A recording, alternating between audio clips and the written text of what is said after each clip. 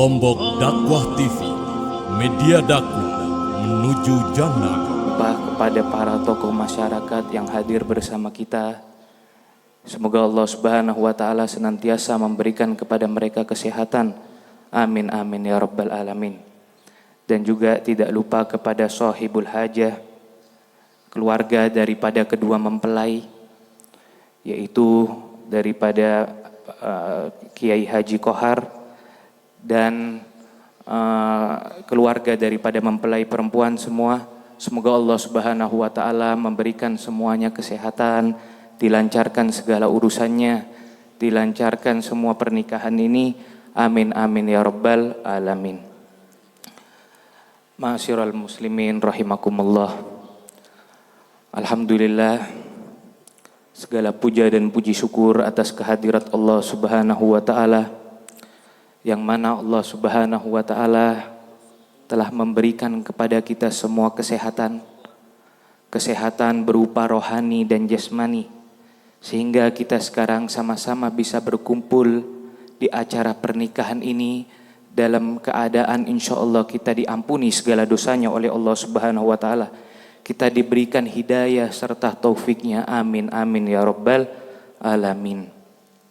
Sholawat serta salam tidak lupa kita haturkan kepada manusia paling istimewa, manusia paling afdal, yang mana Allah Subhanahu wa Ta'ala menciptakan dunia ini hanya untuknya, yaitu Habibullah, kekasih daripada Allah Subhanahu wa Ta'ala, Nabi besar Muhammad sallallahu alaihi wasallam, yang karenanya kita mengenal siapa Tuhan kita, yang karenanya kita mengetahui ajaran-ajaran syariat Islam, yang karenanya sekarang kita bisa berada dan kita mengetahui tentang hukum-hukum dan ajaran-ajaran Islam.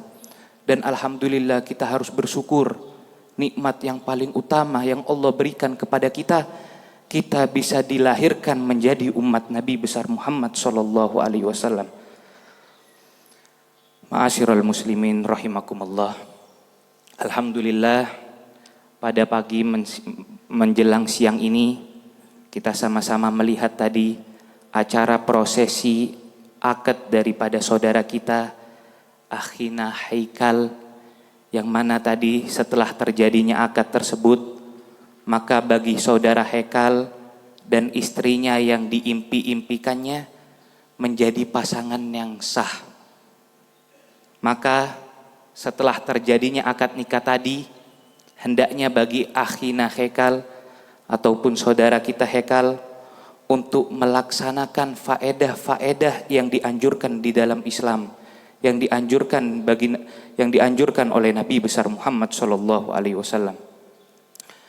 Di antaranya yang pertama, dengan Akhina Haikal menikah, hendaknya dia harus niat. Dengan niat apa? Dengan niat melaksanakan sunnahnya Nabi besar Muhammad sallallahu alaihi wasallam.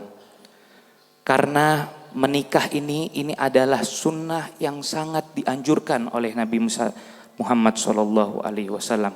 Sebagaimana Nabi Muhammad sallallahu alaihi wasallam bersabda dalam sebuah hadisnya, "An-nikahu sunnati, faman raghiba an sunnati falaysa minni." Nikah itu adalah sunnahku. Barang siapa yang benci akan sunnahku, maka mereka bukan termasuk daripada golonganku. Lalu sebab datangnya hadis tersebut, para sahabat Nabi besar Muhammad sallallahu alaihi wasallam datang kepada Sayyidatuna Aisyah radhiyallahu anha.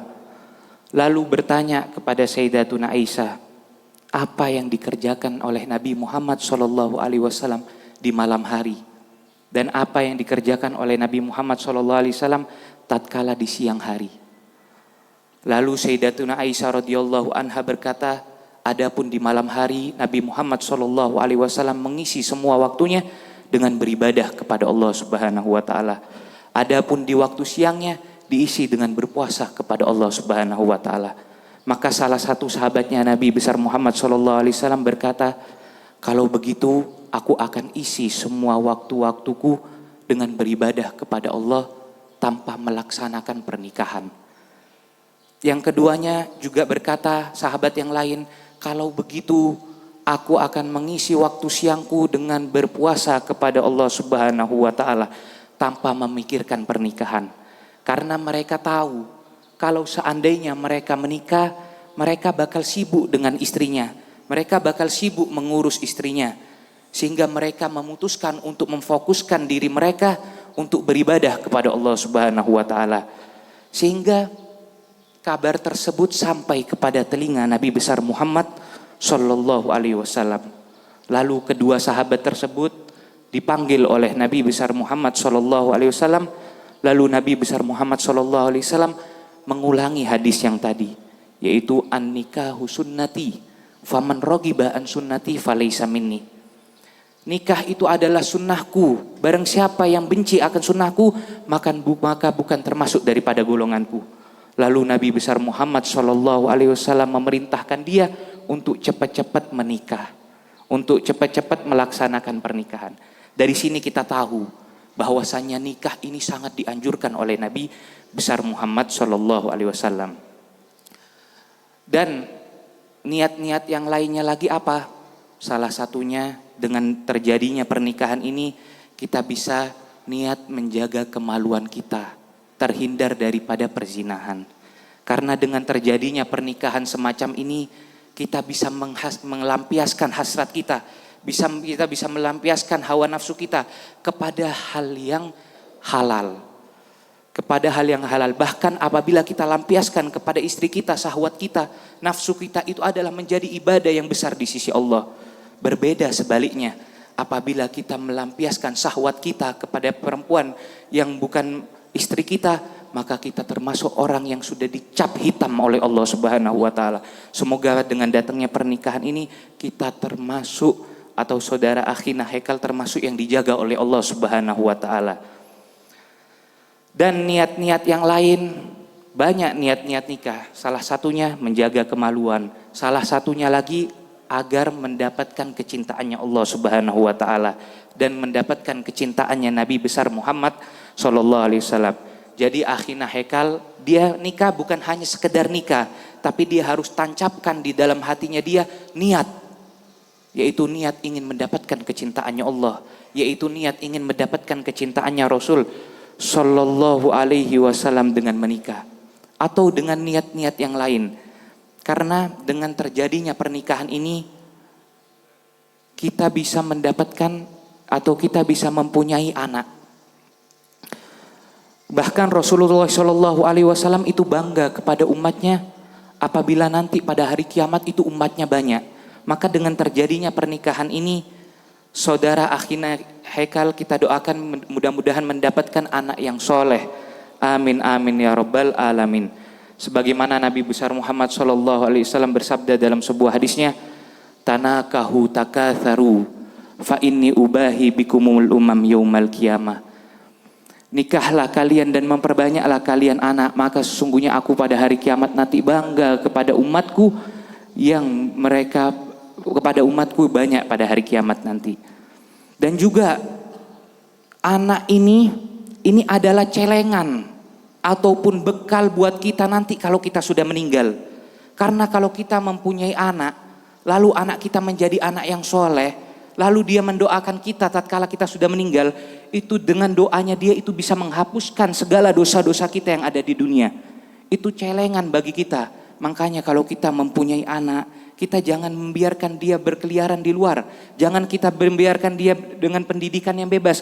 Masukkan ke dalam pondok, ajarin dia, didik yang benar, biar bisa menjadi anak yang soleh.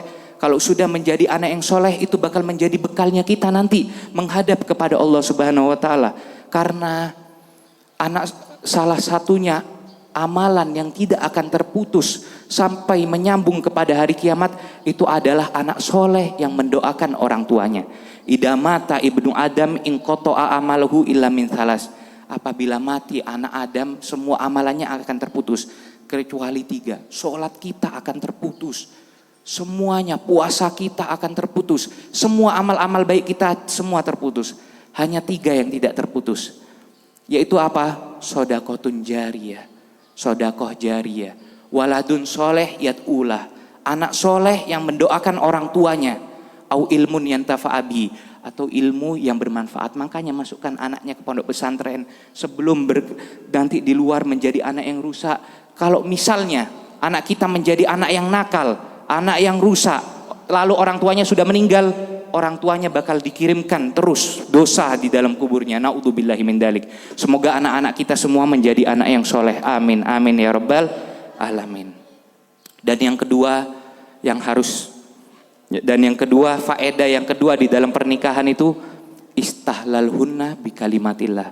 Mereka para perempuan itu dihalalkan dengan kalimatnya Allah Subhanahu wa taala.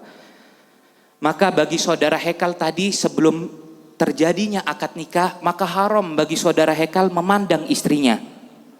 Bahkan kalau seandainya terjadi, Nabi Muhammad SAW mengancam di dalam sebuah hadisnya, man nadhara ila imra'atin ajnabiyatin haramin tuqwa ainahu yaumal qiyamah bimusamirin minan nar. Barang siapa yang memandang perempuan yang bukan mahramnya, maka akan disiram matanya disetrika matanya dengan menggunakan paku-paku daripada api neraka. Akan tapi dengan terjadinya akad nikah sekarang, maka sudah halal bagi saudara kita akhina Hekal, bahkan menjadi ibadah yang sangat besar di sisi Allah Subhanahu wa taala. Apalagi sampai akhina Hekal berhubungan sekaligus bersama istrinya, itu pahalanya lebih besar daripada jihad di jalannya Allah. Luar biasa. Dan faedah yang ketiga yaitu hak-haknya suami kepada istri atau hak-haknya istri kepada suami. Ini yang harus dilaksanakan oleh saudara Hekal dan mempelai istrinya juga.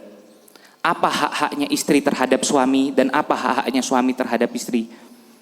Hak-haknya istri yang harus dipenuhi oleh suaminya itu yang pertama, hendaknya harus memberikan nafkah, baik berupa uang atau berupa makanan.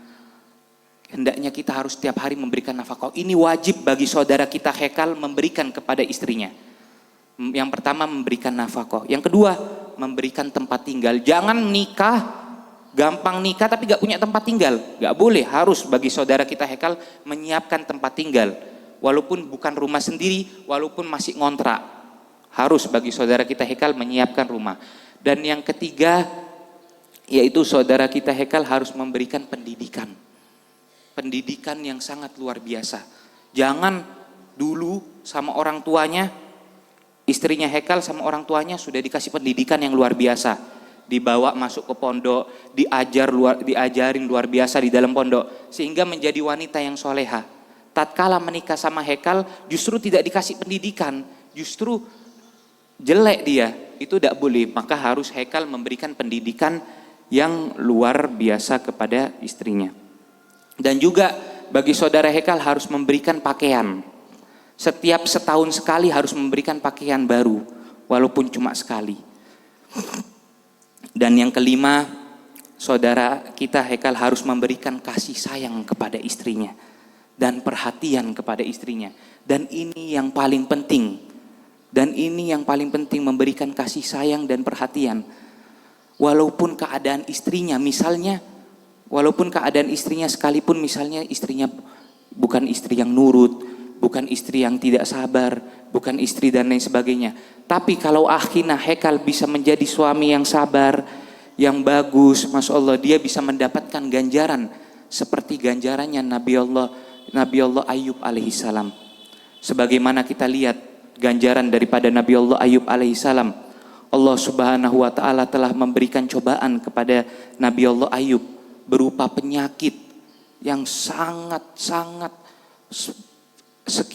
bahkan di sekitarnya itu sangat tidak tahan melihat penyakitnya tersebut. Bahkan bukan cuma penyakit, Allah Subhanahu wa taala mengambil semua hartanya Nabi Allah Ayub alaihissalam. Akan tapi kita lihat kesabaran daripada Nabi Allah Ayub alaihissalam tidak merubah situasinya, bahkan beliau tetap sabar, tetap menerima apa yang telah Allah berikan kepadanya. Begitu juga apabila suami yang sabar dan taat yang mana suami sabar kepada istrinya, maka suami tersebut akan mendapatkan pahala dan ganjaran seperti pahalanya Nabi Allah Ayub alaihissalam. Tapi kita doakan semoga daripada istrinya mempelai akhina Hekal menjadi istri yang soleha, yang bisa membanggakan Nabi besar Muhammad SAW, menjadi istri yang nurut kepada suaminya, menjadi istri yang Masya Allah seperti Hubabah Khadijah, istri daripada Al-Habib Hasan bin Ahmad Baharun yang punya dalwa sekarang. Al-Habib Hasan bin Ahmad Baharun, beliau tinggal bersama Hubabah Khadijah 27 tahun. Al-Habib Segaf bahkan berani bersumpah, beliau sebagai anaknya tidak pernah melihat Hubabah Khadijah itu sama Habib Hasan cekcok selama 27 tahun. Hidup bersama Habib Hasan 27 tahun, Hubabah Khadijah tidak pernah membantah, tidak pernah meminta.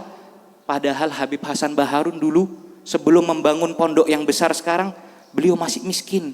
Bahkan beliau banyak sekali hutangnya. Beliau masih hanya orang biasa. Akan tapi kita lihat kesabarannya Hubabah Khadijah.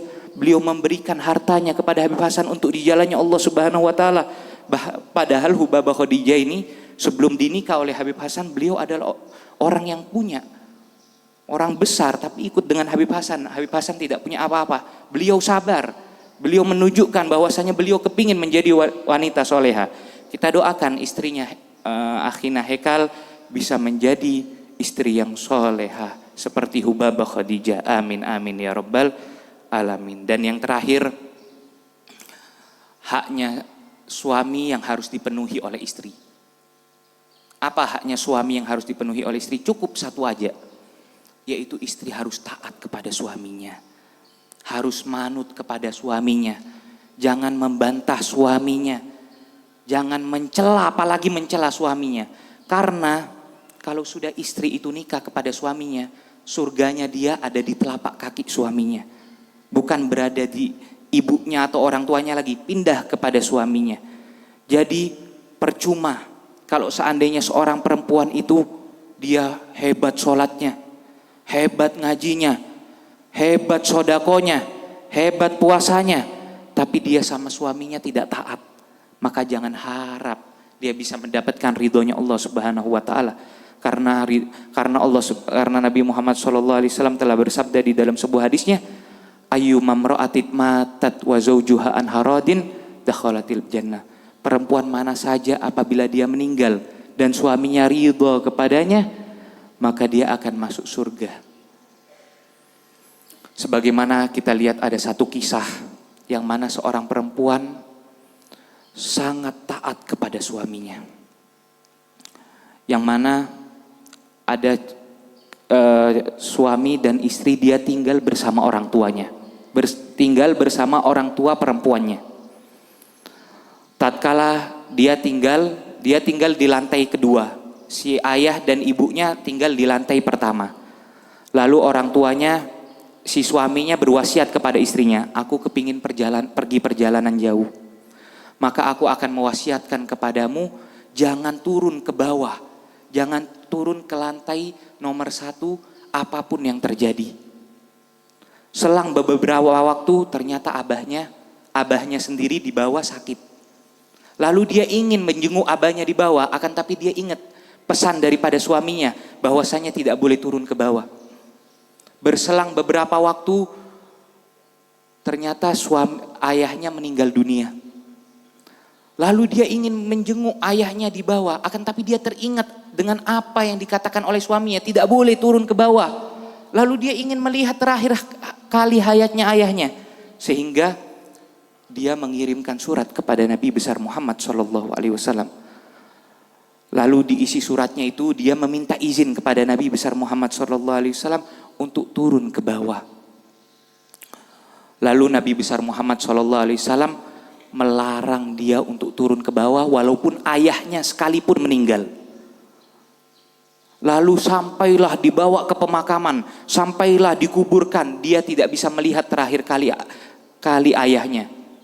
Lalu setelah dikuburkan, setelah dimakamkan, Rasul Shallallahu Alaihi Wasallam mengirimkan surat kepada istrinya tadi. Suratnya berbunyi, berkat kamu taat kepada suamimu, berkat kamu manut kepada suamimu, ayahmu yang aslinya banyak dosanya, Allah semua ampunkan dosanya, tidak ada hisab di neraka. Berkat dia taat kepada suaminya, tidak melihat ayahnya di bawah. Luar biasa. Kita doakan akhina Hekal dan istrinya menjadi keluarga yang sakinah, mawaddah, warohmah, dijauhkan dari segala keburukan, dilanggengkan terus rumah tangganya, dan rumah tangganya bisa membanggakan Nabi besar Muhammad Sallallahu Alaihi Wasallam. Mungkin hanya ini yang bisa kami sampaikan, kurang lebihnya kami minta maaf. Wabillahi taufiq wal hidayah. Assalamualaikum warahmatullahi wabarakatuh. Sallallahu Rabbuna ala nuril mubin Ahmada Mustafa Sayyidil Mursalin wa ala Baik, kami harapkan kepada seluruh tamu undangan untuk menyantap ala kadarnya yang sudah disiapkan di sebelah timur masjid dan pula di sebelah kiri masjid. Terima kasih. alihi wa sahbihi ajma'in.